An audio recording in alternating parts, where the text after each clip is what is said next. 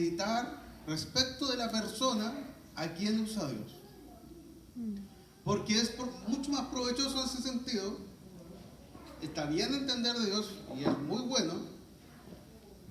Es muy bueno también aprender de su poder para que uno pueda confiar, para que uno pueda depender, para que uno se pueda entregar, qué sé yo. Pero también está bien aprender del héroe sin capa, del héroe cuando está de civil, de paisa, del héroe cuando está fuera de su horario laboral. Y le quiero compartir algo de Moisés, que está en el libro de Éxodo. Vamos a leer algo para garantizar, mirar algo, para que valga la pena. Éxodo capítulo 4, verso 1 y 2. Lo dejo al tiro. ¿Ahí, Alonso? Muy bien. Vamos a leer esta nomás, pues, ¿para qué vamos a estar complicándonos? Nueva traducción viviente, una muy buena versión, me gusta. Dice así, ¿estás listo? ¿Atento? Ya, adelante para aquello. Sin embargo, Moisés protestó de nuevo. ¿Qué hago si no me creen o no me hacen caso? Un momento. ¿Se sabe la historia de Moisés, cierto? ¿En qué momento estamos aquí?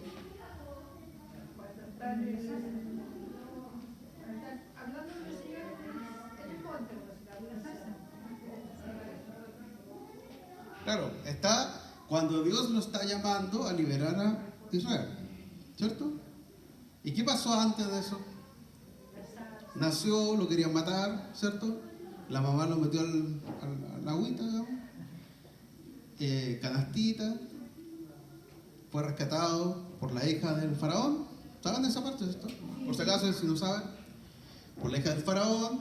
Fue criado como faraón, como un descendiente de faraón, listo para ponerse la corona, digamos, para reinar. Hasta que en un momento él se dio cuenta de que algo no le calzaba respecto de su cultura y respecto de quién él era, de la cultura aprendida versus lo que él era en su interior. Mata a alguien, se va, se esconde, está en el desierto, estuvo 40 años adentro del palacio, se arrancó 40 años al desierto y ahora Dios le empieza a hablar y le empieza a decir: te escogí para que vayas a libertar al pueblo que lleva 400 años oprimido. Y Moisés empieza con las dudas de decirle, hay como dice ahí, protestando, que muy probablemente nadie le va a hacer caso. ¿Por qué? ¿Por qué? Porque es un aparecido en alguna medida que primero estuvo sometiendo al mismo pueblo, cuestionado seguramente por todos. Si hubiera un programa de farándula en ese momento, hubieran dicho, lo hubieran pelado, o lo hubieran criticado, hubieran hablado mal de él, pestes, porque hizo todo lo contrario a lo que se supone que debía haber hecho, y luego tuvo 40 años escondido, con remordimiento, cargo de conciencia, dificultad. El hombre tenía problemas. Entonces, como tenía problemas, no se atrevía a hacer algo que el mismísimo Dios le estaba diciendo de manera presente, de manera audible y de manera así como diría mi mamá, solo faltaba que lo llamaran a tomar once con una carta con letras doradas para que llegara. Así dice mi mamá cuando uno demoraba en llegar cuando era más chico a tomar once. Lo mismo con Moisés. O sea, solo le faltaba que Dios le mandara una carta con letras doradas diciéndole lo que tenía que hacer. O sea, hay veces que hay gente que hasta con cierta razón se cuestiona, duda de cosas, porque claro, no le pasa algo tan tremendamente sobrenatural o tremendamente intenso como esto. Pero Moisés tenía tantos problemas probablemente internos, tantas cosas no resueltas, que aún con todo ese pack de situaciones que Dios había armado para que él se envalentonara y creyera, aún con ello, Moisés no se atrevió. Ahora sí le hablamos. Sin embargo, Moisés protestó de nuevo. ¿Qué hago si no me creen? ¿O qué hago si no me hacen caso? ¿Qué hago si me dicen, oye, el Señor nunca se te apareció? Estás ahí, inventando, estás pasándote película, te hizo mal el desierto, te hizo mal el calor. Entonces, el Señor le preguntó, paremos un segundo, no lea. El Señor le preguntó, ¿usted ha escuchado alguna vez que hay un dicho que dice, no se responde una pregunta con otra pregunta? Dios sí lo hace. Porque Dios le responde con una pregunta. Moisés le hizo como 4 preguntas, que al final las 4 preguntas eran la misma. ¿Cómo le hago para que me crean? O para validarme. Y Dios le responde con otra pregunta. Ya, si tenéis dudas, aprovechamos. Voy a hablar en tu idioma para que me entiendas. ¿Qué es lo que tienes en la mano?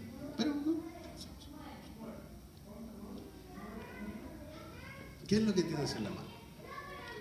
Tenemos a un preguntón, tenemos a un dudoso que manejaba ese lenguaje.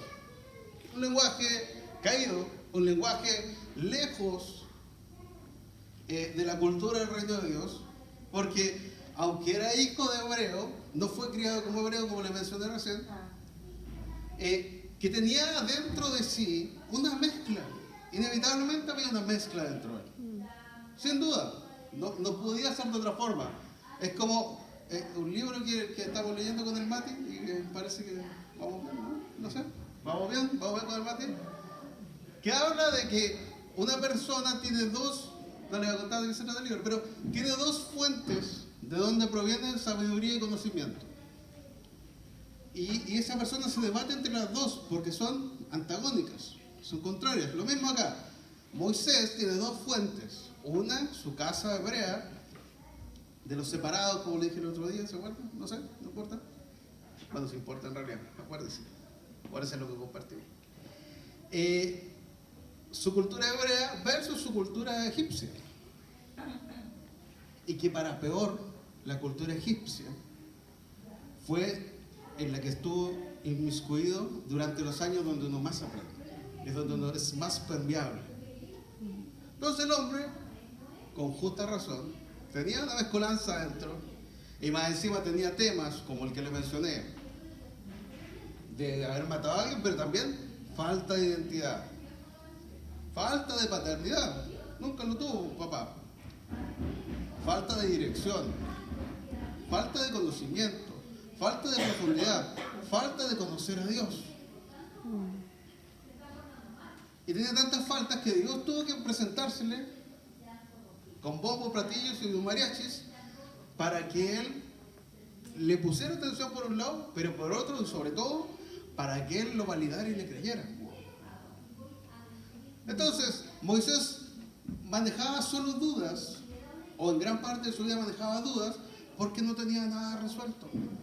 Tenía puros complejos, puros conflictos internos y puras situaciones que más encima tomó esa actitud de otro dicho, que es que el tiempo cura. Y, perdón, pero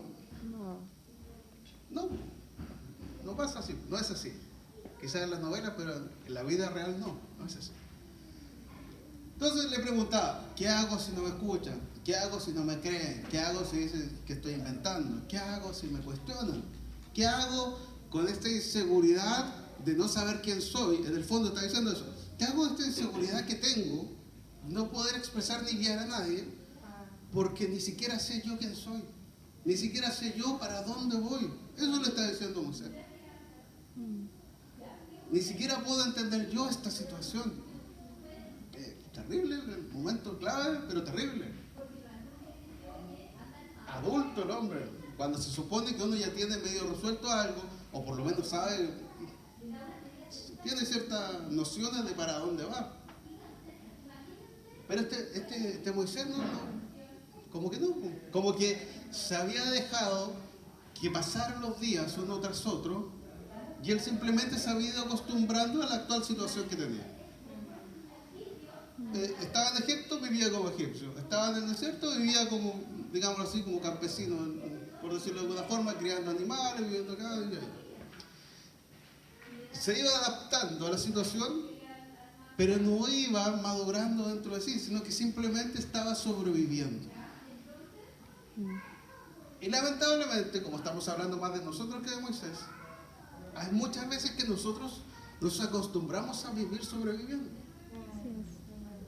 donde perdemos los propósitos, donde perdemos el destino, donde nos desenfocamos, donde nos empezamos a cuestionar cosas que ni siquiera deberíamos cuestionarnos, simplemente porque no nos atrevemos a hacer algo, o porque nuestra emoción nos gana, o porque nos desenfocamos, o por cualquier cosa.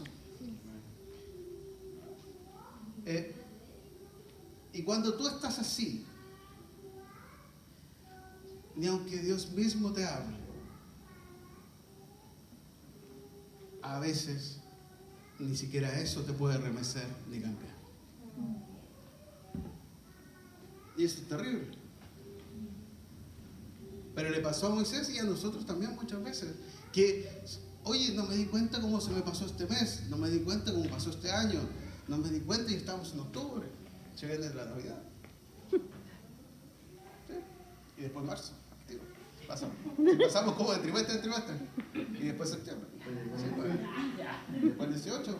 Y después de nuevo Navidad ya vamos. O sea, como 4 días al año. Sí, sí, verdad. Vivimos en trimestres. Y los demás días entre medio los sobrevivimos. O vivimos el día del pago y los demás 29 días los sobrevivimos.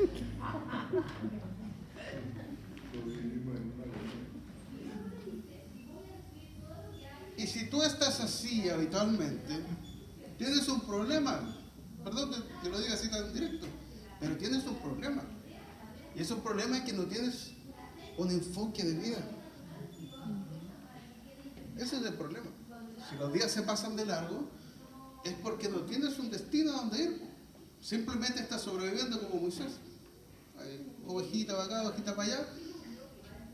Pero no haciendo algo que te lleve a donde tienes que llegar. Y eso te genera otro problema. Y es que cuando tienes que hacer lo que te correspondería,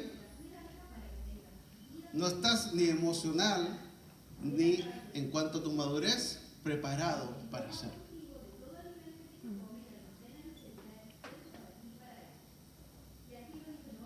Y uno se adapta a todo, ¿eh? Porque por ejemplo, esta semana yo estuve trabajando y créame que tampoco tuve tiempo. Sí, porque uno se empieza a adaptar para bien o para mal, pues. Lo optimizan mucho y hacen muchas cosas, qué sé yo, o te relajas tanto que no haces nada y que se te pasó el día. No le voy a decir cuál de las dos fuera mía, pero lo que sí le voy a decir es que se te pasó el día igual. Y muy probablemente perdiendo tiempo valiosísimo para hacer cosas valiosísimas para tu propia vida, para tu propia familia y para Dios. Entonces Dios le habla a Moisés y le dice: Moisés, a tus preguntas, la voy a responder con una sola pregunta, porque no me interesa tanto la pregunta, me interesa mucho la respuesta. Entonces la pregunta es: ¿qué tienes en tu mano? A ver si. Una vara de pastor, contestó Moisés. Dale, ¿nada más?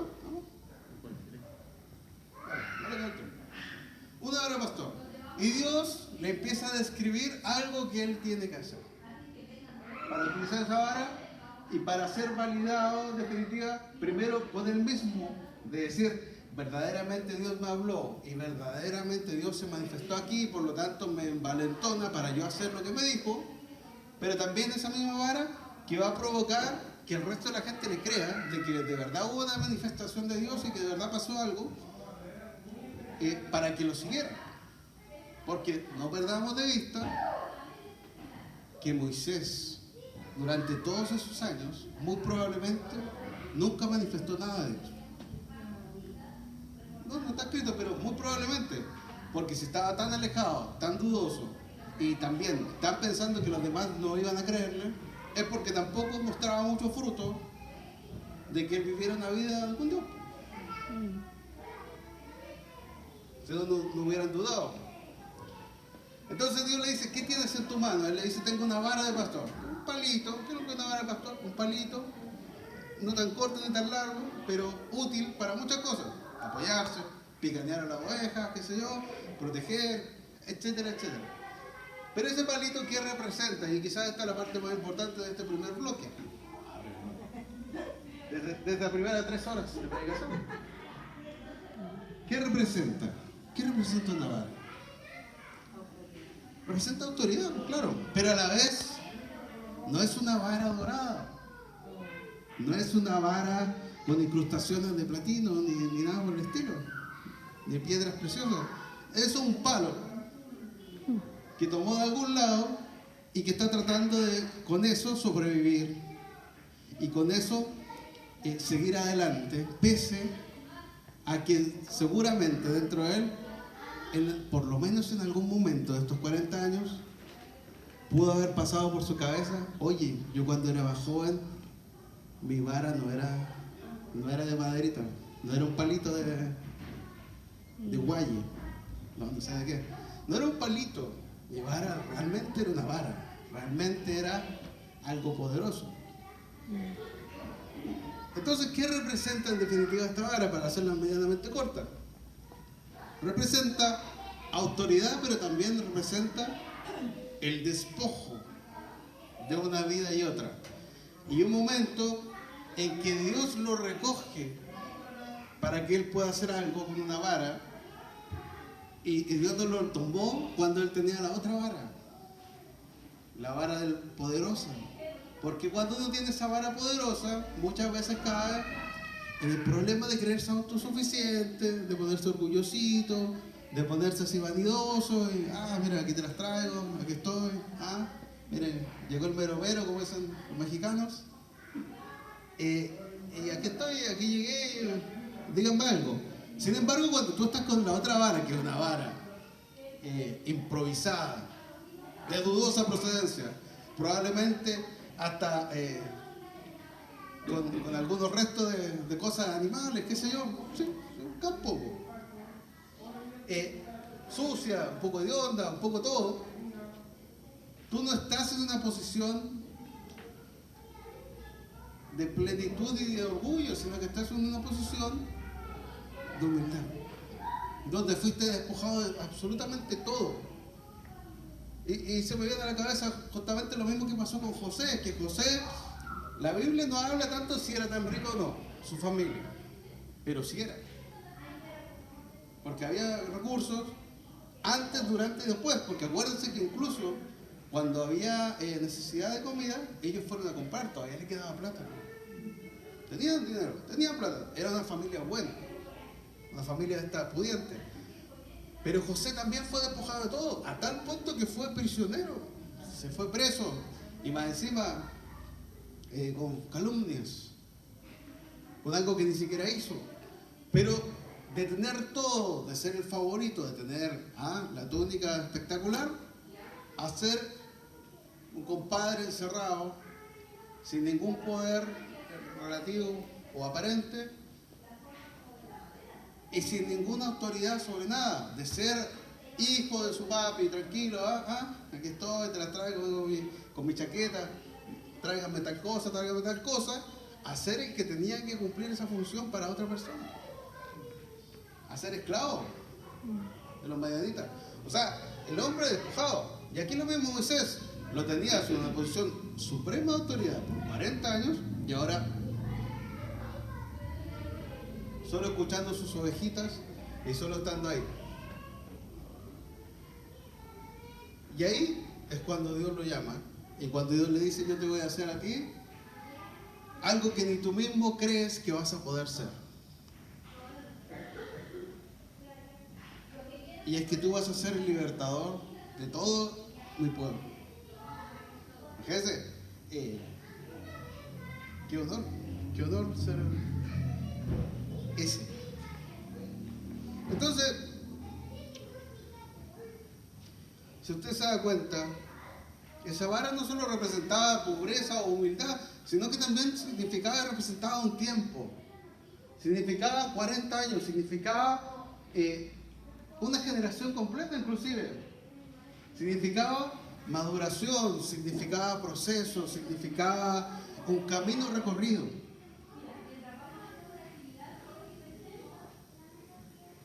Y eso también pasa porque Dios nunca te va a tomar tan inmaduro, porque te puede desviar. Pero tampoco Dios te va a tomar perfecto, porque siempre nos va a faltar. Porque la estatura de Jesucristo es demasiado exigente, demasiado alta. Digamos. Es como si nos comparáramos, no sé, mi pie, tampoco tan pequeño, pero con el de un basquetbolista.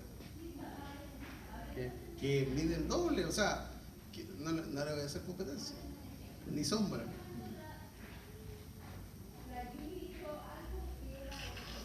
O de altura también, que tampoco soy tan bajo, pero igual miraría hacia arriba, harto. Entonces Dios te toma y te hace vivir una vida donde todo el tiempo te va madurando y te va haciendo crecer. Amén. Incluso cuando te equivocas, o quizás más cuando te equivocas, incluso. Dios te va madurando y te va haciendo crecer, te va haciendo darte cuenta de lo que te equivocaste, te va enseñando a que aprendas de lo que viviste, de lo que escuchaste, de lo que te contaron, de lo que te comentaron, o de cualquier cosa que tú puedas crecer. Que tú puedas madurar, que tú puedas ser equilibrado en todas las cosas. Que no por cada situación en tu vida que suceda haya una bomba nuclear dentro de ti.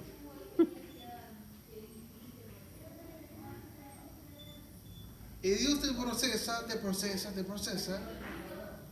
hasta que llega un momento en que te sigue procesando, pero te empieza a usar.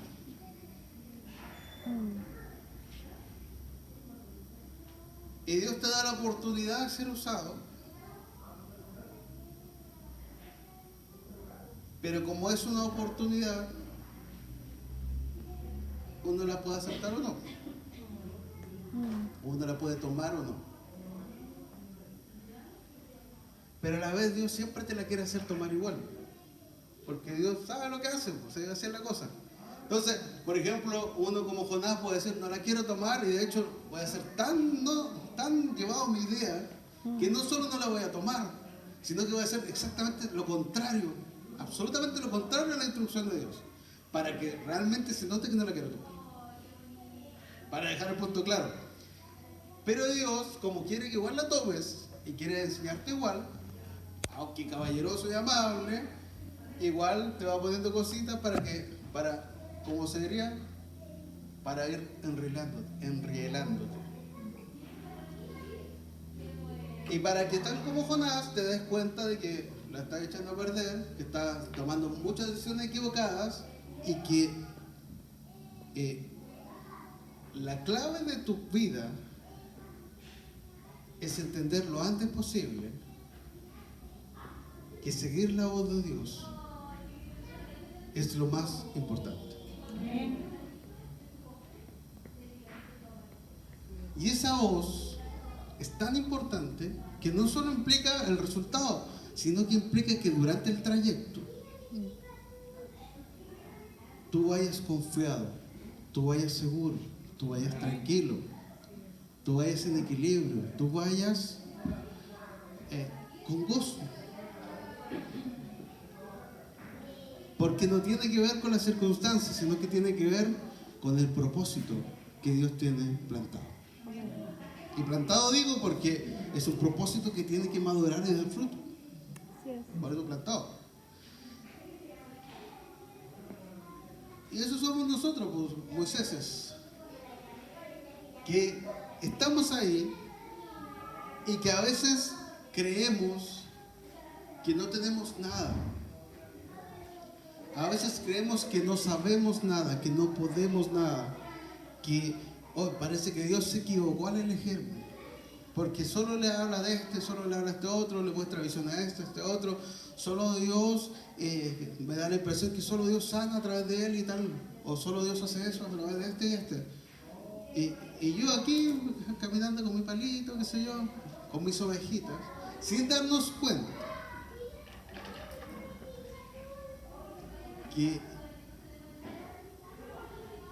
nuestro poder no es nuestro poder, pero que a la vez lo que nos hace particularmente usables por Dios es exactamente lo que nosotros creemos que no es poderoso.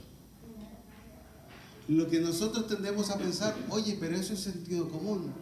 Oye, pero esa decisión es tan simple. Oye, pero ese conocimiento yo lo conozco de qué sé yo, de primero básico, etcétera, etcétera. Y que nosotros creemos que es algo tan simple, tan vacío, tan sin sentido y tan nada como ese palito de Moisés. Que no nos damos cuenta de que esa situación, conocimiento, experiencia o lo que sea, o testimonio, que uno dice, oh, si mi testimonio es tan fome, no tengo que decir, qué sé yo, mi vida no sé qué. Llegamos a cuestionarnos tanto y a tener tan poco concepto y profundidad de nuestra propia identidad y de lo que Dios plantó en cada uno de nosotros, que empezamos a actuar como si no tuviésemos nada. Y que empezamos a dudar de todo porque decimos, pero ¿cómo yo voy a hacer eso si yo solo tengo este palito? Que está medio podrido. ¿Cómo voy a tomar esta responsabilidad si no sé nada de la Biblia? ¿Cómo voy a hacer esto si no sé nada de matemáticas? ¿Cómo voy a hacer esto si no conozco nada de esto ni de esto otro? Déjame decirle, mi hermano, que a Dios no le interesa tanto lo que sepas. Así es sencillo. Y a Dios no le interesa tanto nuestras habilidades. Yo lo digo así. ¿Por qué? Porque Dios es un padre y a un padre no le interesan esas cosas. Propio ejemplo. No se suban por el chorro por lo que voy a decir. No se suban por el chorro. Pero a mí no me interesa tanto que alguien se saque un 4 como me interesa que alguien aprenda. O como me interesa que alguien sea responsable. O como me interesa que alguien madure. Y a Dios también. Yo creo que a Dios no le importa tanto que te luzcas. Que a Dios no le importa tanto que te salga como tú pensaste, que se cumplieran todos tus sueños y todos tus ideales. A Dios le interesa que actúes con el carácter adecuado, que actúes con la decisión adecuada, que actúes con la forma adecuada en cada una de las circunstancias. Eso es mucho más importante que el relativo éxito o no relativo éxito de algo. Porque Dios no está interesado en lograr cosas que nosotros valoramos como importantes. Dios solo quiere que nosotros seamos cada día más como Jesús. Y ser más como Jesús, un montón de veces pareciera ser más fracasado, ser más sufrido, ser el que le tocan todos los premiados. ¿Sí? Porque Jesús decía, si te pegan en un lado, ofrécele la otra mejilla. O sea, entrégate, humíllate, ríndete, no le discutas a la otra persona, no te pongas altivo, no pongas a imponer tu propia justicia. Entonces, si a alguien le pegan, pregunta rápida, si a alguien le pegan, nosotros pensaríamos que eso es algo exitoso o algo fracasado. Un fracaso, total. Oye, le pegaron, lo dejaron todo moreteado, ni siquiera se defendió, no se atrevió a nada, qué sé yo. Tenía gente para apoyarlo, ni siquiera lo llamó, no sé, cualquier cosa. Porque nosotros en nuestro estándar, ganar una pelea a combos es un éxito. Pero en el estándar de Dios, no. Porque le está diciendo que pongas la otra mejilla. Está diciendo que si alguien te pide que camines algo, tú camines más, el doble. Que entregues más de lo que te piden. Volvamos a nuestro estándar. O sea, si tú me pides, por ejemplo, tú me pides plata. Yo le diría, no sé, nada. ¿Qué es lo que dice Dios? Que uno le entregue incluso más. Oye, necesito plata para el pasaje. Ya, oye, ¿sabes qué? Pero mejor antes de un Uber. Pum, más plata todavía. Más caro. Eso es lo que dice Dios. Pero si usted lo ve desde nuestro punto de vista, eso es un error y un fracaso. Y alguien que no entiende, alguien que no sabe de economía, alguien que no sabe de nada. Un compadre que te ve volando. Te ve volando porque da plata que no debería dar. Pero el estándar es ese. El estándar es ese. Si alguien tiene frío y tú le tienes que pasar la chaqueta, el estándar no es espérame que voy a comprar en el supermercado una chaqueta de 2.000 pesos. El estándar es la que ando trayendo te la paso, aunque valga muchísima plata. Ese es el estándar. Y si ese es el estándar, y tú tienes una chaqueta que te vale, o unas zapatillas que valen 200 lucas, y tienes que pasársela a alguien, primero te va a costar arte, te va a doler. Pero segundo, por ejemplo, el Mati le da zapatillas de 200 lucas a alguien. Yo creo que todos sus amigos dirían, pero Mati, ¿qué estás pensando? Que no sé qué, no sé qué. Pero ¿cómo? Por último le hubieras dicho esto. O cualquier cosa. Porque esa es nuestra forma de pensar de esta cultura. Cultura humana, materialista, vanidosa. Pero la forma de Dios es totalmente distinta.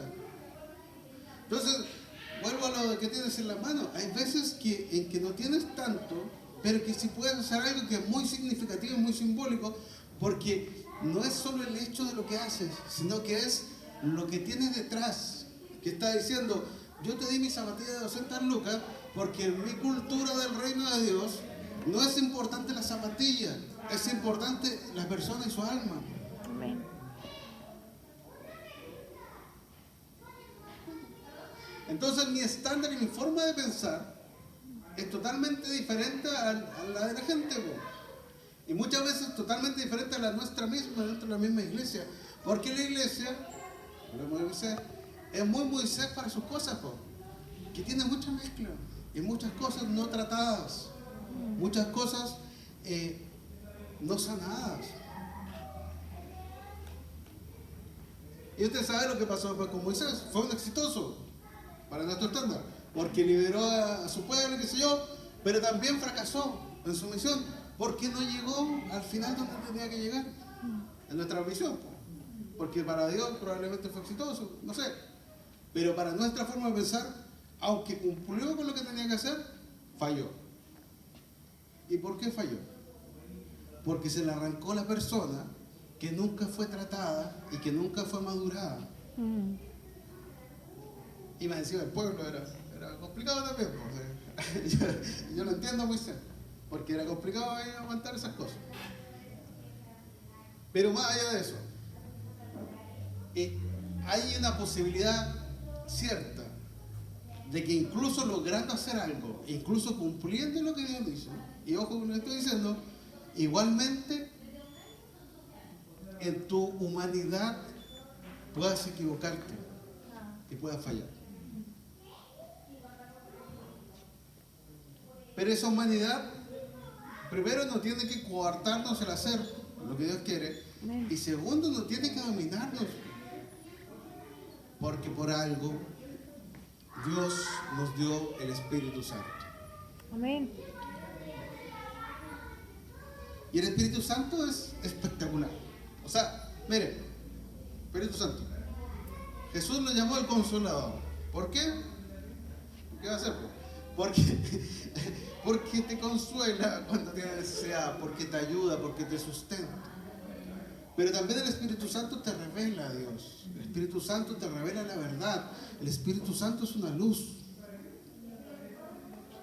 Pero también el Espíritu Santo es alguien que te dota de cosas para que tú puedas hacer otras cosas.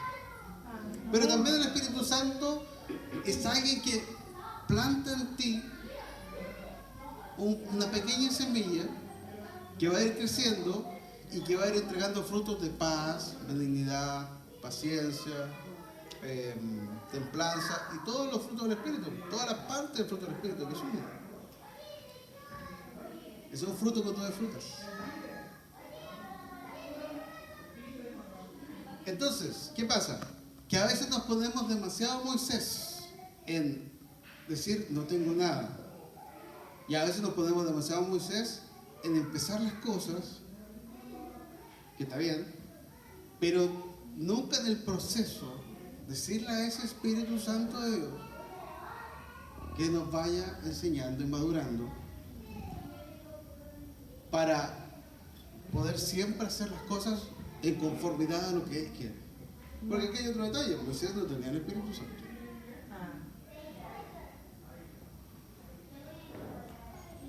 Entonces tenemos una gran ventaja. Pero como dice Spider-Man, película 1, un gran poder conlleva una gran responsabilidad.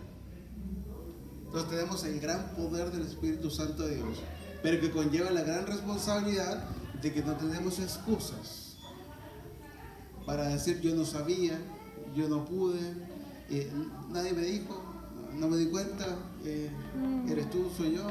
No, esas cosas. No podemos decir excusas porque lo tenemos todo sobre la mesa para usar.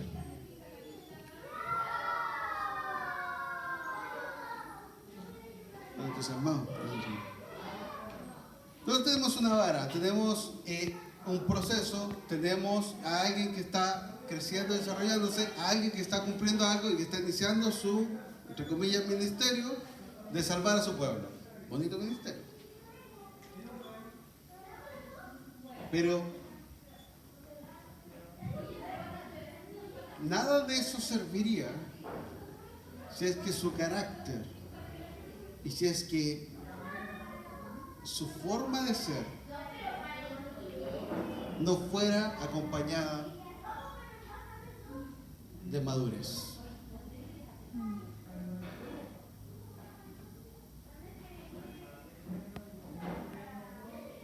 Y de sabiduría.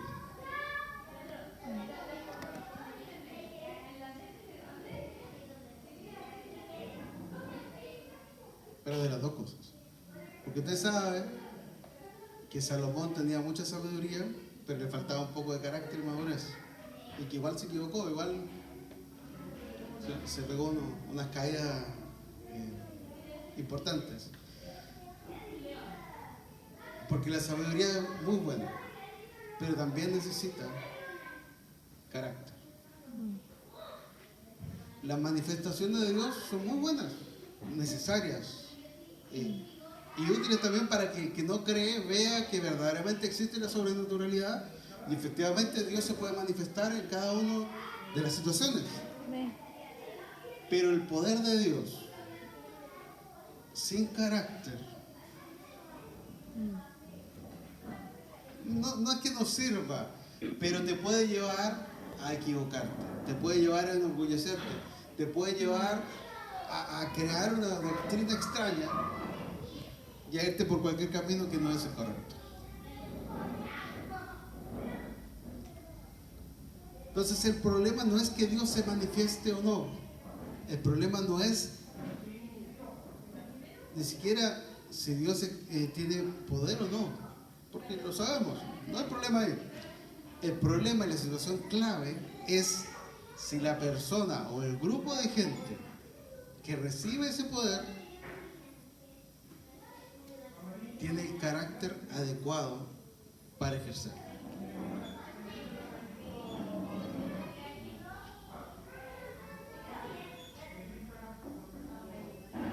Últimamente hay un libro que me encanta, que es el libro de Filipenses, que es un libro muy de carácter y muy de madurez. Y le quiero leer un pedacito como para cerrar y para,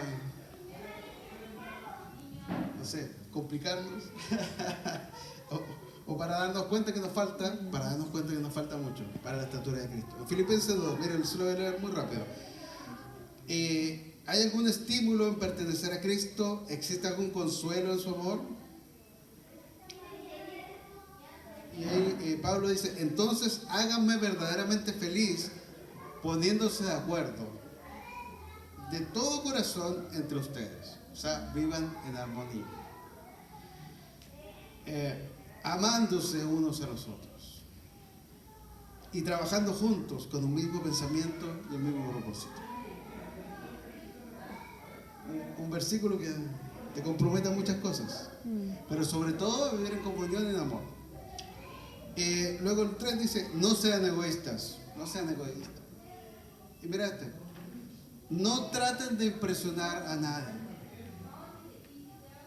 ¿Para qué? Sean humildes, es decir, considerando a los demás como mejores que ustedes. Y no se ocupen de sus propios intereses. No se enfoquen tanto en ustedes, no nos enfoquemos tanto en nosotros mismos, sino que procuren también interesarse en los demás. Amén. Y ahí dice, tenga la misma actitud que tuvo Jesús. Y ahí empieza a describir, que siendo Dios se despojó, y luego sigamos en el 14, dice, hagan todo sin quejarse y sin discutir. Para que nadie pueda criticarlos. Lleven una vida limpia e inocente, como corresponde a hijos de Dios, y brillen como luces radiantes en un mundo lleno de gente perversa y corrupta. Aférrense a la palabra de vida. Entonces, el día en que Cristo vuelva,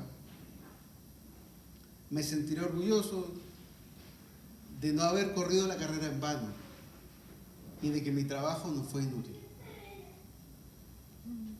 Y yo le agrego entre paréntesis, y que de estas cosas que les quiero compartir no fue inútil tampoco. Cierra paréntesis. Sin embargo, me alegraré aún si tengo que perder la vida derramándola como ofrenda líquida a Dios. Así como el fiel servicio de ustedes también es una ofrenda a Dios. Amén. Me da un poco de risa porque estas frases son como que te dicen tú ya lo estás haciendo, pero que son frases muy comprometedoras y que te piden mucho.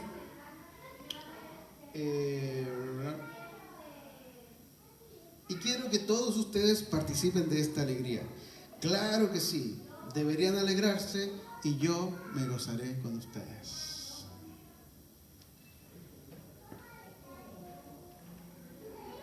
Vivir para Dios es fácil, pero es difícil. Es fácil porque hay que entregarse. Es difícil porque uno quiere dejar de entregarse.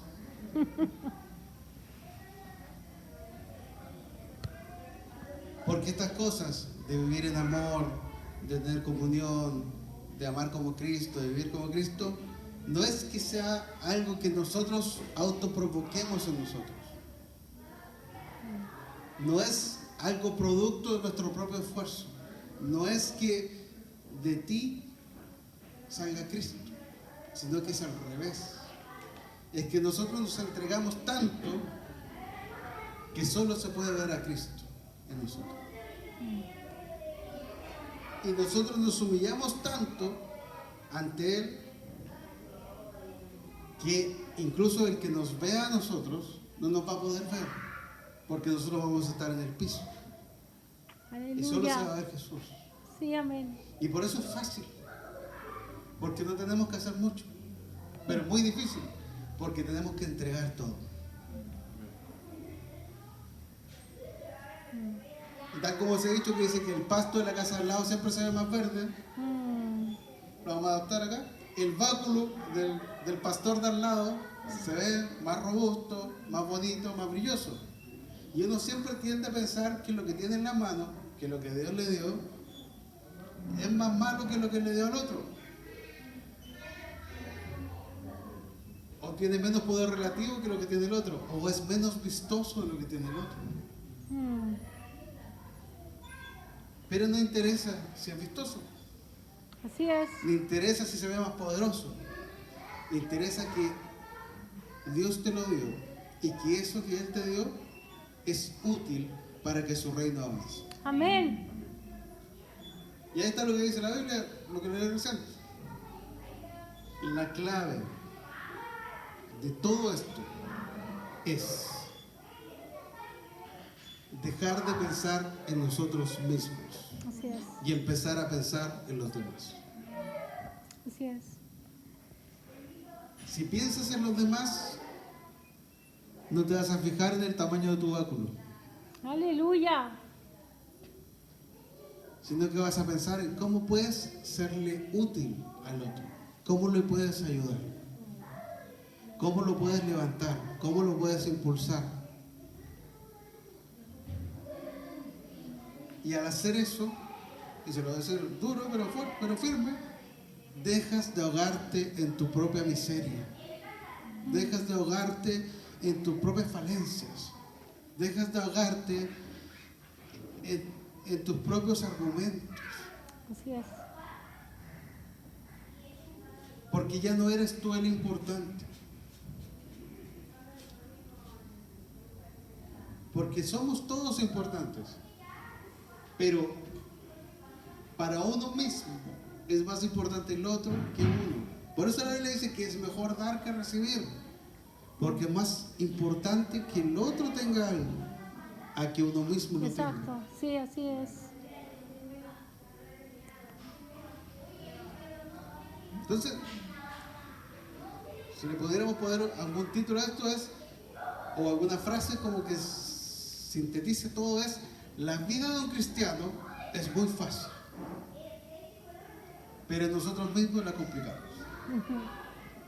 Porque queremos cambiar las reglas del juego, Ajá. de un juego que ya está escrito y que es eterno. Queremos implementar nuestros cambios a lo que ya está hecho. Y queremos que el río de Dios cambie su cauce a causa de nosotros, siendo que nosotros somos los que tenemos que meternos en ese río y hacer lo que fluya simplemente. Aleluya. Queremos construir diques, no sé si conozcan el término, diques que se construye para frenar el agua.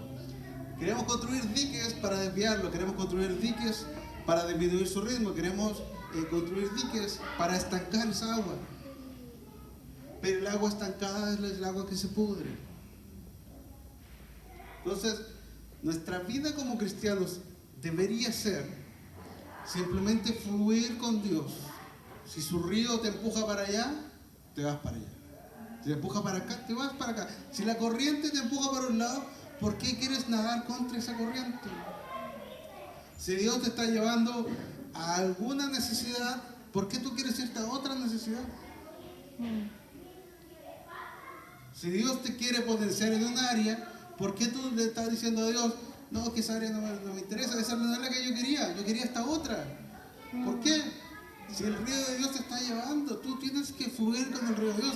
Amén. Por eso la vida de cristiano es fácil, porque es una vida de fluir. Un día tienes algo y fluyes, al otro día no lo tienes y fluyes con eso que no Aleluya. tienes, y avanzas y creces y te comportas como un hijo de Dios. Entonces, al final, las circunstancias están irrelevantes, que no condiciona nada, porque tú simplemente te mueves. Si la circunstancia cambia, tú vas con la circunstancia que Dios te va cambiando. Aleluya. Y por eso hay que ser como niños, porque a un niño uno le dice que es veloz, y el niño cree que no sé, que anda a 300 kilómetros por hora corriendo. Porque el niño cree lo que tú le dices. Y nosotros deberíamos ser como niños, de que si Dios te dijo: tú eres esto, tú no tienes que ir si Dios te dice a ti que eres veloz, tú no tienes que ir a una cinta trotadora a medir cuál es tu velocidad. Ajá. Exacto. Tú simplemente tienes que correr. Amén. Si Dios te dice, o te dijo, o te dirá que tú eres algo, tú lo eres. Sí. El proceso, todo lo que usted quiera, tratando de avanzar, creyendo, creciendo en fe, todas las cosas. Pero tú lo eres, porque Dios ya te hizo así. Y porque Él es eterno, y porque sus dimensiones son eternas. Aleluya. Acá a veces demora, pero en su dimensión ya es.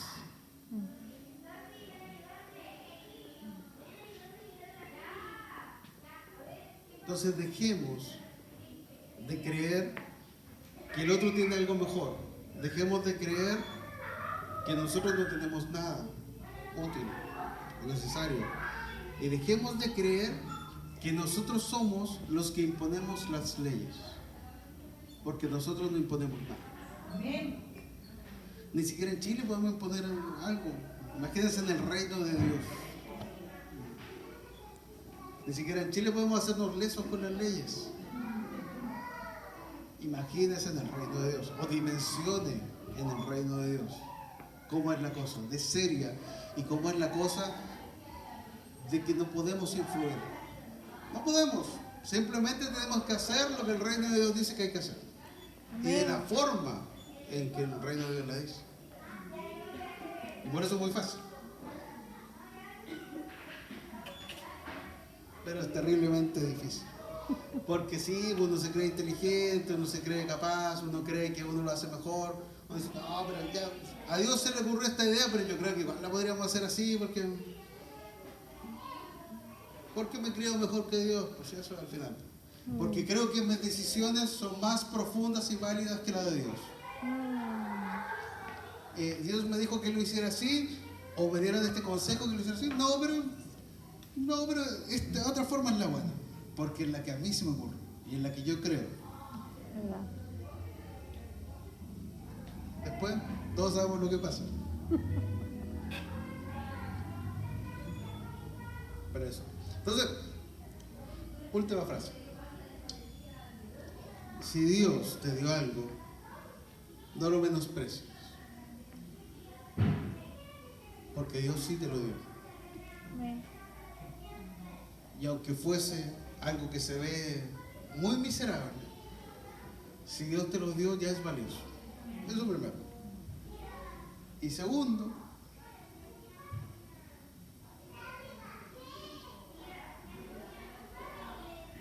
nosotros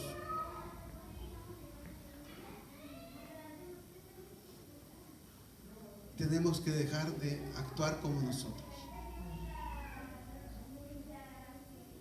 Y tenemos que dejar de que Dios haga las cosas a pesar de nosotros.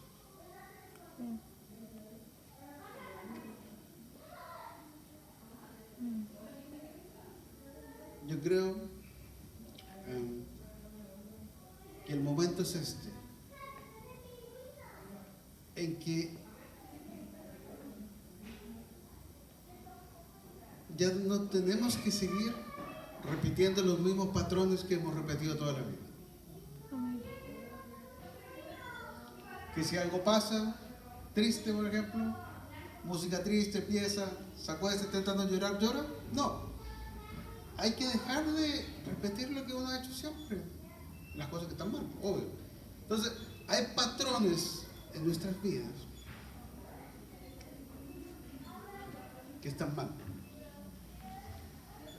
Y nuestra tarea es preguntarle a Dios cuáles son, Amén. para que Él los pueda sanar. Porque si no, vamos a seguir viviendo como Moisés, que se le pasaban los días y aunque había crecimiento, no había la madurez completa como para haber evitado luego haber fallado y haber desobedecido a Dios, en definitiva, que eso fue lo que pasó. Entonces, estamos en un momento clave de nuestras vidas, un momento donde tenemos la oportunidad de repetir lo que siempre hemos hecho mal o de dejar que Dios nos sane para que podamos recibir las situaciones con carácter, con valor, con equilibrio, con templanza, con firmeza, con fe, que es un escudo para la situación. Tenemos esos dos caminos y este es el tiempo clave para claramente tomar el camino de Dios. El llamado es ese. Tomemos el camino de Dios y dejemos de caernos en lo que mismo nos caemos siempre. Fíjense, yo 40 años haciendo lo mismo. Cada vez que pasa algo que me descoloca. Este es el tiempo de que Dios nos salve. Y este es el tiempo en que tenemos que decidir abandonar lo malo y tomar lo bueno. Amén. Eso es todo. Me da risa que les digo a usted, pero doble filo, para doble filo, para todos lados. Así que eso, vamos a orar. Padre eterno, gracias por tu palabra, Espíritu Santo, gracias por tu instrucción. Gracias. Todavía nos falta mucho, pero queremos seguir creciendo y seguir creyendo. Queremos seguir madurando, seguir aprendiendo y seguir acercándonos al tamaño de Jesucristo. Aunque sea rápido, aunque sea demoroso, aunque sea de la forma que sea, pero que sea. Cada día ser más como Jesús y cada día ser menos como este mundo. Cada día ser menos seguidor de los criterios de esta tierra y cada día ser más seguidor de los criterios de tu reino. Eso es lo que queremos y eso es lo que te pedimos. Enséñanos a hacerlo así. Y lo que digo siempre, enséñanos a amar tu palabra tan profundamente que la busquemos, que la anhelemos, que la deseemos y que la necesitemos. Y para que podamos impregnarnos de tu verdad, para que podamos impregnarnos de la verdad. Y para que podamos vivir con tus preceptos, con tus órdenes y con tus formas de desarrollarnos. Ayúdanos para seguir tu voz, ayúdanos para entregarnos, para seguir tu río, para que tu río fluya y que no seamos nosotros piedras que lo hagan desviarse. Ayúdanos para servirte, para seguirte, ayúdanos para hacer el cambio y que ya nuestros traumas, nuestras malas crianzas, nuestras condiciones, nuestros prejuicios, nuestras dudas, nuestras situaciones no resueltas del pasado dejen de determinarnos y que ahora simplemente nos determines tú y tú nos muevas para poder avanzar. Te pedimos, Dios, que nos restaures, te pedimos, Dios, que nos redimas, que todo lo que esté dentro de nosotros quebrado, fragmentado, roto, dañado, pueda ser curado por ti, que pueda ser restaurado, que pueda ser reactivado, que pueda ser normalizado, que pueda ser elevado a las alturas de ti y de tu reino.